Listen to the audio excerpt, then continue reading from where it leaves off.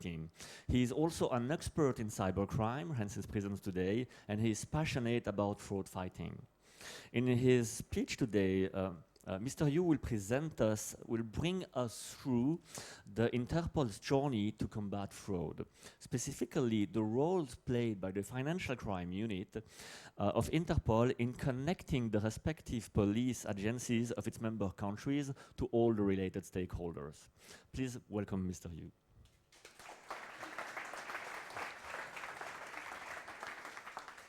I'm so much flattered that introduced as a brilliant speaker, and thank you so much.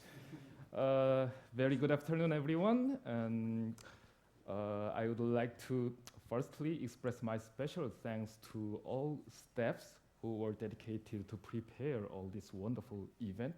Thank you so much. As well to Mr. Joel Winteregg and Mr. Vincent Paris. Thank you for inviting Interpol and allowing me to stand here. I really appreciate it. And thank you all in this room. Of course, I really want to contribute from my side. Thank you for sharing your time.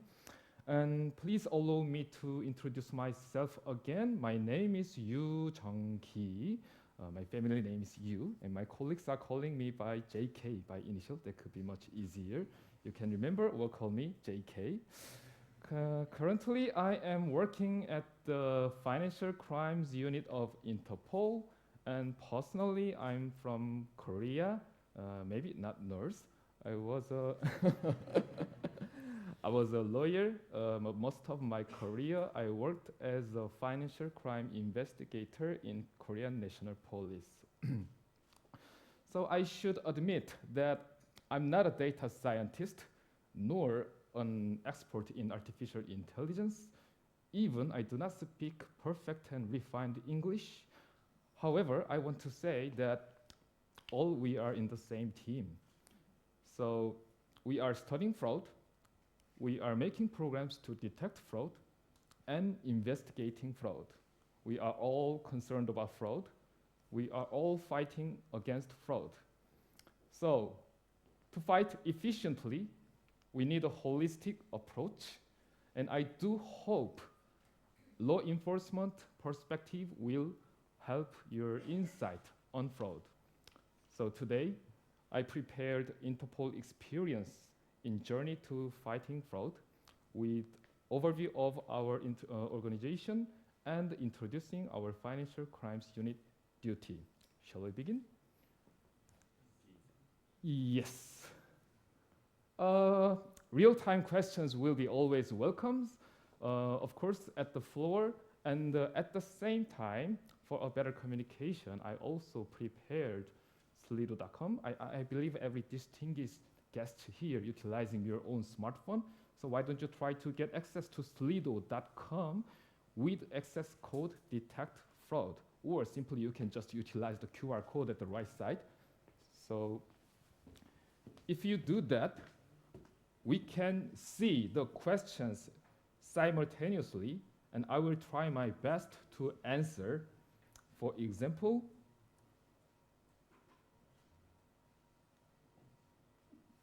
okay, this is the platform. Oh, sorry, again. Yeah, this is the platform. Oh, yeah, sorry. My wife is EAJ. Maybe she cheated. How do you like EAJ? Yeah, I advertised many times to my family and my wife that I will be a speaker at this wonderful event. Anyway, if you put something, any questions, we can share the questions. And if you push the like button, it will gonna be the priority, so I will answer that question first. Okay, let's get back to the presentation.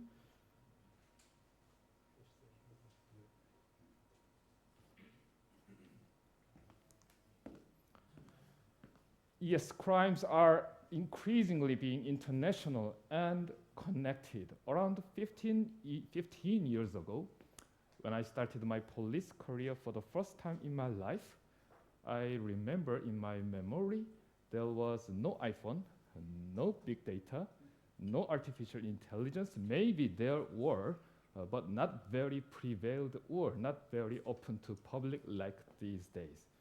It was the age of wisdom. it was the age of foolishness. And it was the season of light, and it was the season of darkness. When we thought state of the art of fraud at that time, it was the very first step of cyber something crime. What's now, like every seminars and articles says, crime is evolving. Every day we are confronting new types of crime, and we are living in the new crime generation. Okay, let's suppose a case, a certain fraud occurred in a certain country, let's say it's Korea.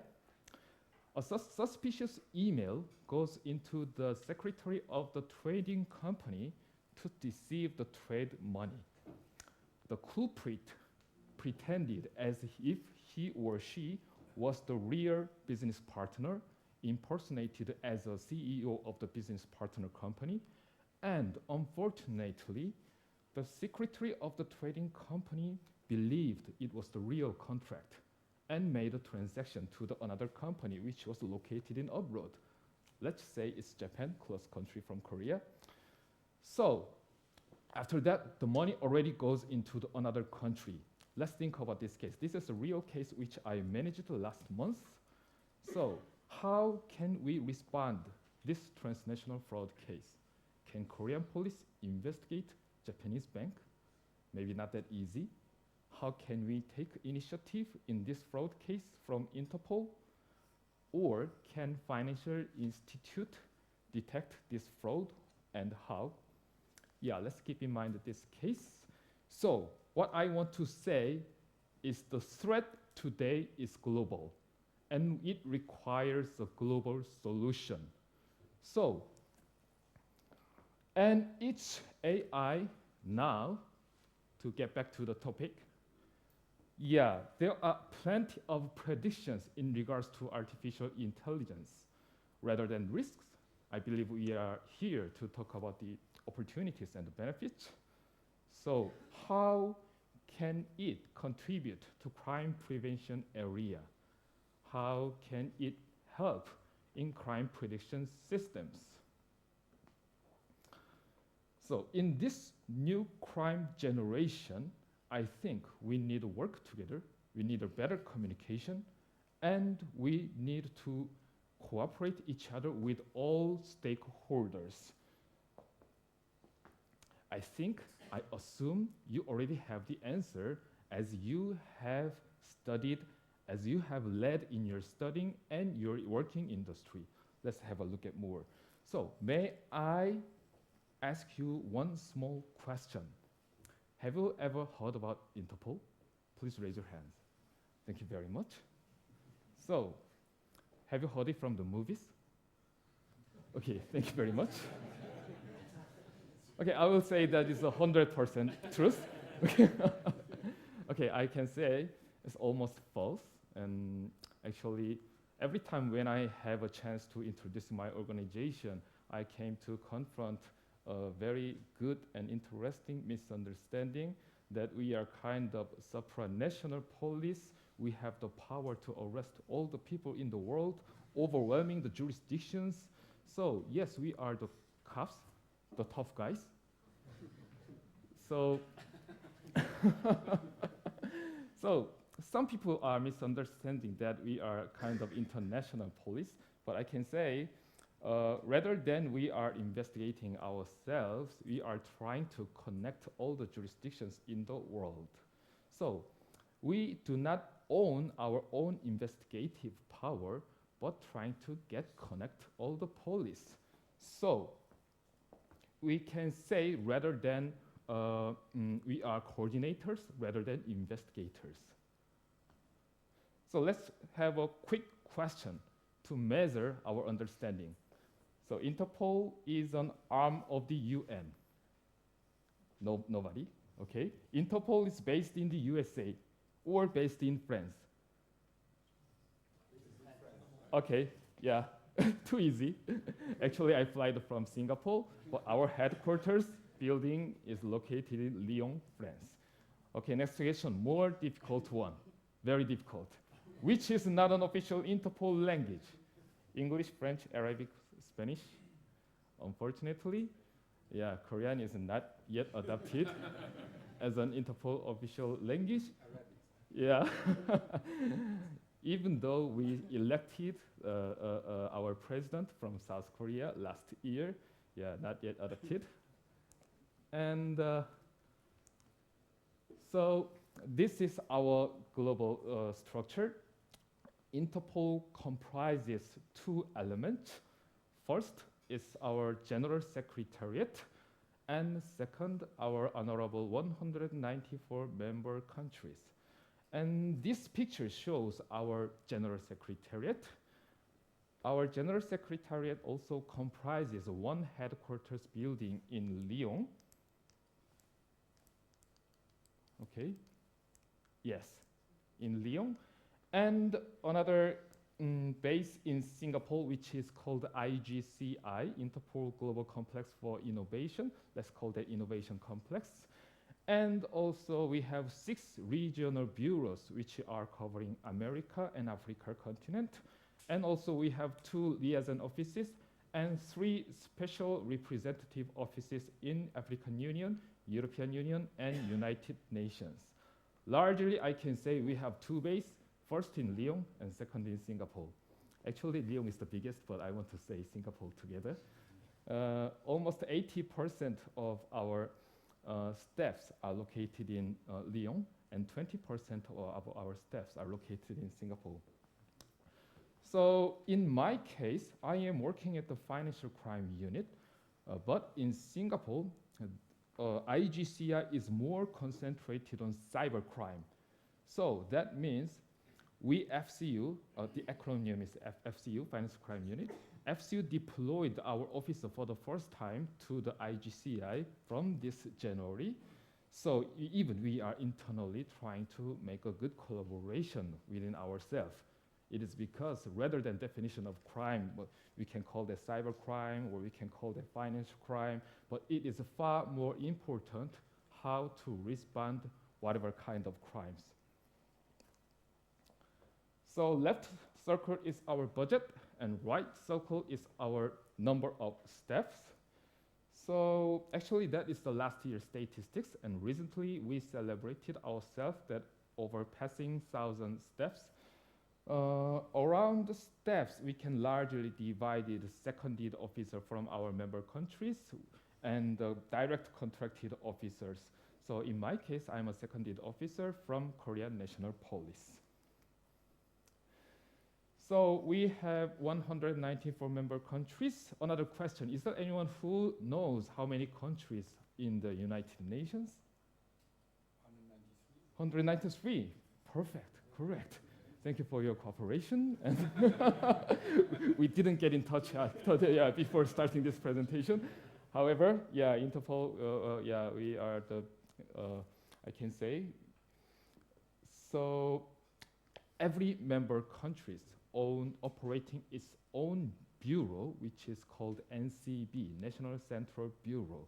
For example, Switzerland is also contributing as our member countries, which with operating its own National Central Bureau, NCB Bern. Every NCBs, all NCBs are in different countries and are different authority, different structure, and are subordinated to different agencies, but all NCBs have common responsibility to make good use of Interpol capabilities to tackle transnational crimes. So, our General Secretariat is trying to connect all our member countries to fight against transnational crimes together. To fight transnational crime, the most priority thing is talk each other, communicate safely and securely. So we are utilizing our own secure network web, which is called I-24/7 network. So we are operating our private network when we are coordinating a specific case within our member countries. It's like an email, but we are receiving the request by that secure network, and we are responding. We are providing information to another country via this network. So another question, which country is an Interpol member? Palau, North Korea, Vatican City, Tuvalu. Okay, first. Oh, Palau. Yes, Vatican City state. So far from Korea, only Southern Part is a member. And the next question, and the last question. Which of the following are true about Interpol? Yes, I made a good explanation, so we can arrest all the people in the world, correct? And we are running our own prisons in everywhere, correct? And we are an intelligence agency like CIA or whatever, like a movies. Yeah, so we are operating our private intranet network, which is called I-24/7. Yeah, I am explaining the concept of some word I-24/7 and CBs. It is because when I am going to explaining our FCU jobs, I will frequently use that acronyms and the definition of the concept. So all our activities, yeah, let's move it to the from who we are and what we are doing. So our all activities are based on those three main programs. So we have a counter-terrorism and cybercrime and organized imaging crime. In case of cybercrime, which is IGC, Interpol Singapore colleagues are concentrating, while our FCU financial crime unit is under organized emerging crime. And these are job scopes of Interpol. So we are trying to provide our expertise to support member countries' investigations. So we are trying to help to arrest the fugitive in the world. And also we have an innovation center, which is one of the most interesting part of Interpol. They are studying the future policing. And they also, AI is one of the main pillars. They are ongoing discussion. And in case of our unit, we are more close to case, as it were. Yeah, we are dealing with the police data. We are receiving a request directly from our member countries. That is my main job. And if we think we need to respond more proactive, we are inviting the related jurisdictions to have an offline meeting and trying to find the possibilities to open a certain investigation on a specific intelligence. And also we can develop those case management meeting to the Interpol operations. So if I say I-24/7 is a kind of platform to communicate, those are one of the Interpol notices comprise the content, what to be shared and how to share. Maybe have ever heard about Red Notice, Interpol Red Notice? Yeah, the purpose of issuing Red Notice is arresting wanted people with help of another jurisdictions each other. And the most frequent usage of our unit in regards to investigation is red and purple. So in purple notice indicates the modus operandi. We utilize that when we are trying to share the new types of crime occurred, or there is any remarkable criminal occurred in the, another police jurisdiction, we are utilizing the modus operandi purple notice to share that new intelligence. So we have looked through briefly overview of our organization, and before going to our financial crimes unit duty, let's check if there's any questions from floor or Slido. Okay, is there any questions from floor so far? Okay, or Slido. If there's not, I will move forward to the financial crimes unit duty. Okay, so one more time. Yes. Ah, my wife is still there.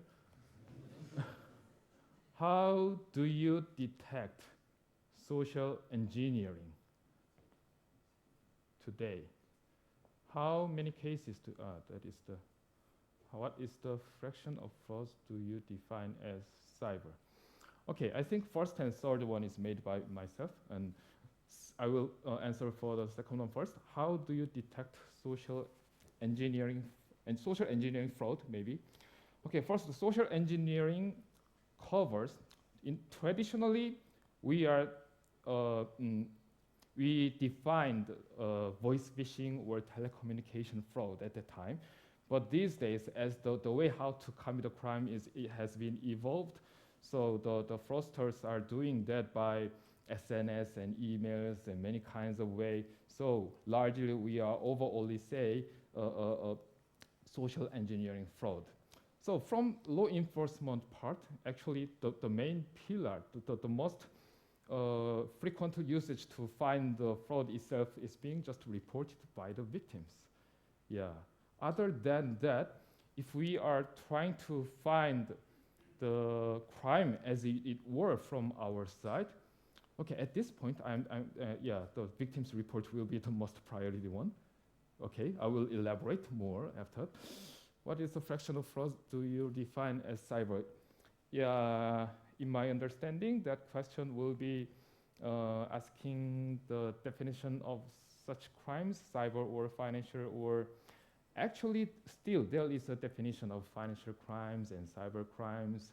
And sometimes if we are difficult to define such crimes, these days there is another definition occurred, cyber-enabled financial crime. For example, the business email scam, that could be occurred by largely two ways. First, hacking the emails and look into the situation of the company and find the proper business partner and impersonating the CEO. Second, no need to think about hacking something like that, but just make a very tricky email. For example, the initial email is ABCD, but send the email ABDC. It's not kind of hacking. So in business email scam case, it could be a cybercrime or it could be a financial crime. But in that case, we are just calling this cyber-enabled financial crime.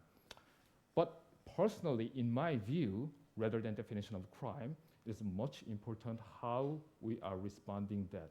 That's my opinion. Another question. Is there a public sharing knowledge based of fraud case around the globe? Public sharing knowledge. Public sharing knowledge. Can I understand that public sharing knowledge as if I narrow the target, I can consider that kind of threat information sharing. For example, the bank account which were already being used in criminals, or public sharing knowledge based of. I can say from Interpol side, only the proper notice could be one of the platform to share the public knowledge, but also proper notice is issued to the member countries, usually not to the public. So it is totally up to the member countries' jurisdictions. If they decide to share with the whole their nations, they can disseminate from their side. But usually from Interpol side, we are disseminating those intelligence direct to each countries. But there is an exception also. If we really want to share with that intelligence, because there is no strict regulation about how to disseminate proper notice. So in that case, sometimes we are just upload the proper notice to our website. You can find only one thing in Interpol webpage in financial crimes. Okay. So can I move to the next if there's no more questions from the floor?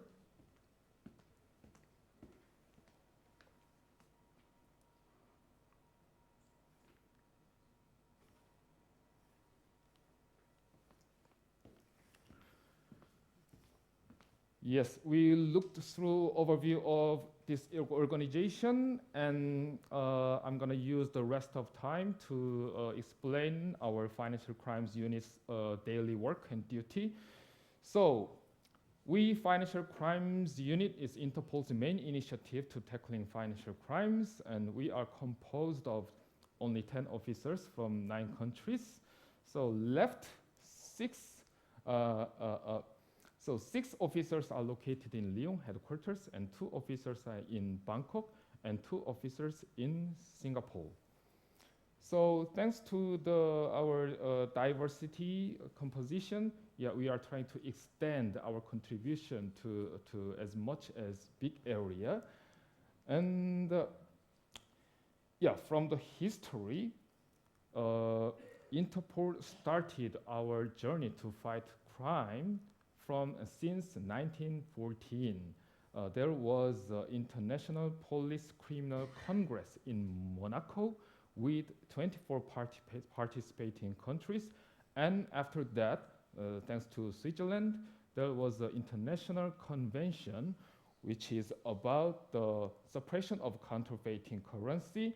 So at that time, the fraudulent activities were defined as a punishable financial crimes. And it was firstly mentioned that the crime which is occurred in different countries should be considered as a distinct offense. So I can say it was the very first step of opening the era of transnational crime and opening the era of police connection. So following the Geneva Convention, 1929, Interpol has functioned as the International Central Office for the Suppression of Counterfeit Currency. And we are narrowing the target more. So we saw the 3 programs of our organization, which is counterterrorism and cybercrime and organized emerging crime. Under the organized emerging crime, and every programs are supported by each directorate, and each directorate follows their own program strategy. Under organized emerging crime, we are focusing on illicit follows on money and asset. So FCU are trying to enhance our member countries' capabilities and mobilize network and provide analysis report on specific cases, and also conducting Interpol operations to help ongoing process of international investigations. Also, we are raising awareness by utilizing purple notices, which I mentioned just before, and we are trying to bridge between the intelligence and investigations. So what keeps the Financial Crimes Unit busy? Actually, what is financial crimes? It is all about money, and money always serves as a good motive to commit a crime. So there are a very wide range of financial crimes, and sometimes we can justify all our intervene to all kinds of crimes. However, I can say we are more close to 4 kinds of financial crimes. The first is social engineering fraud, which we discussed before, and second, the payment fraud with the ATM like that, and third is money laundering, and fourth is the cryptocurrency. So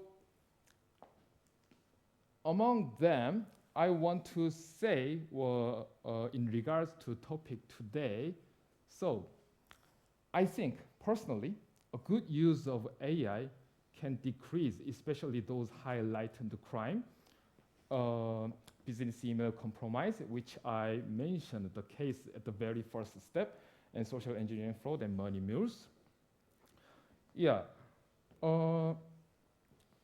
Those highlighted crime has the common feature, all they are utilizing the bank account, and it is very crucial for the culprit.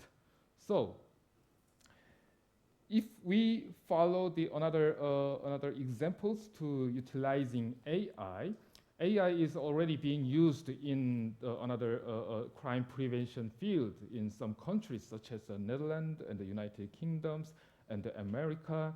So in order to predict crime, or calculations is made based on historical criminal data on a specific area. So in terms of banking transactions, I think those data could be a customer's behavior.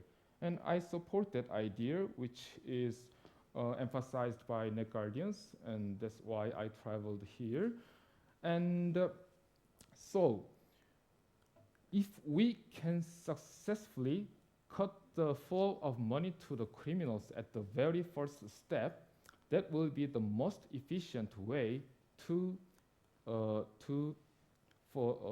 let the criminals can never see the money after that, and that will and eventually that kinds of crime are doomed to be decreased because they cannot get any benefit to committing that kinds of crimes. Yeah, I have to make it clear. I mentioned many times about BEC, but maybe if the definition of BEC could be not familiar with you, so I want to explain about BEC, which is also known as CEO fraud. And in that scam, this is also, I can say, also kinds of social engineering fraud, but rather than making a phone call, they are utilizing the emails, and they are impersonating as the real business partner and making, and they are indicate the new account rather than the initial one, which is under controlled by the culprit. So, yeah, for example, yeah, as I explained, the initial one is ABCD, but they are sending the emails ABDC. The initial one is the hyphen, but instead of that, they are just underscore like that.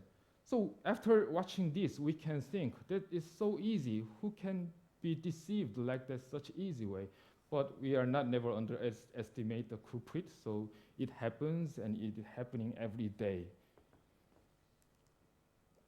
And actually, the scale of this kind of crime is very exponential rate. It shows very exponential rate growth.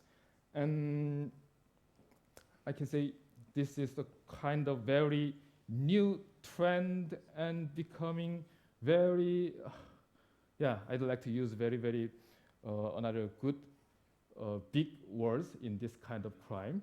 So I want to emphasize again, BEC crime will be one of the main pillars on these crimes. So let's go back to the financial crime unit. And we are focusing on those 4 main pillars, which is first is social engineering fraud and ATM payment crimes and money laundering and cryptocurrencies. So those activities are completed by our working groups and operations and projects. Those listed are the ongoing process we have done in this year. So working groups we are inviting the highly experienced police officers from the jurisdictions to discuss a happened crime, to exchange the information and about the cases, while Interpol operation is gathering to discuss ongoing process of the investigation.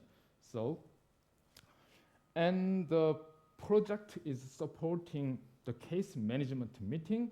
If we have a certain intelligence and the investigation is not ongoing within the related jurisdictions, we are inviting them to have a head-to-head meeting. And after that, if we find the possibilities to investigate within the related jurisdiction, we can develop as an Interpol operation. Also, we are holding our own conference like the cryptocurrencies. We are co-organizing together with Europol and the Basel Institute. And next year, it's going to be our turn, Interpol. And so, yeah, I think I have only 5 minutes, so I will move fast a little bit more. So I'd like to introduce our daily business. The most important of our duty is case coordination. And also, I can largely say we are doing internally helping other units of Interpol and member countries. And externally, we are trying to communicate with other stakeholders like another law enforcement organization like Interpol or Financial Intelligence Unit or FATF's Financial Action Task Force. So I would like to elaborate more about case coordination itself. So there are largely three ways how can we respond on a specific cases. First is utilizing I-24/7 when we are receiving the request from our member countries by I-24/7 message, and we are trying to find a way how can we respond. And next, which I mentioned just before, the case management meeting to find the possibilities of develop the certain specific cases. And if we find the real possibilities, we are developing to the Interpol operations. So this is the real platform which I am facing every day in the morning. I am checking the account, it's like an email, if there is if there is any request from our member countries. And if I find the case is very urgent, I move it to my folder and I try